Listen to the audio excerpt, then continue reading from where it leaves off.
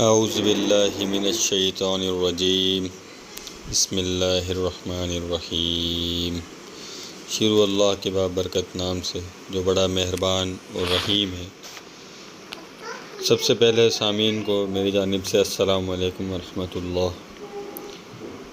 اللہ رب العزت نے جب حضرت یونس علیہ السلام مچھلی کے پیٹ کے اندر تھے تو انہوں نے وہاں پر لا الہ الا انت سبحانک انی کنت من الظالمین کی تسبیح پڑھی تھی، جس کی بدولت اللہ رب العزت نے ان کو مچھلی کے پیٹ سے نکال کر دنیا کے پیٹ میں واپسی لے آئے۔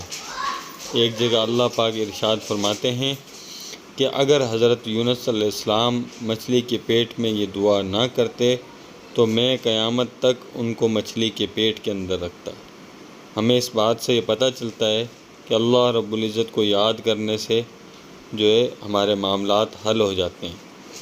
اس لیے یہ جن حضرات کی شادی نہیں ہوئی ان کے لیے یہ ایک وظیفہ ہے، ہر نماز کی عشاء کے بعد اول آخر 11 مرتبہ درود شریف پڑھیں اور درمیان میں 1100 مرتبہ اللہ رب العزت کا یہ اسم باری یا لطیف پڑھ کر اللہ تعالیٰ سے دعا کریں، اور ہر صبح و شام ایک مرتبہ سورہ واقعہ اور سورہ طارق پڑھنے کا معمول بھی بنا لیجیے۔ اللہ کے حبیب رسول اللہ صلی اللہ علیہ وسلم کا ارشاد گرامی ہے کہ سب سے بابرکت نکاح وہ ہے جس میں مشقت کم سے کم ہو۔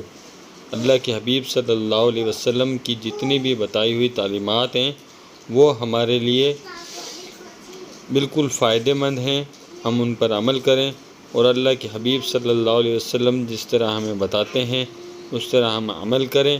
انشاءاللہ اس جہان کے اندر بھی ہماری کامیابی ہوگی اور اس جہان کے اندر بھی ہماری کامیابی ہوگی۔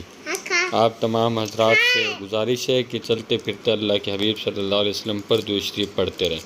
السلام علیکم ورحمۃ اللہ۔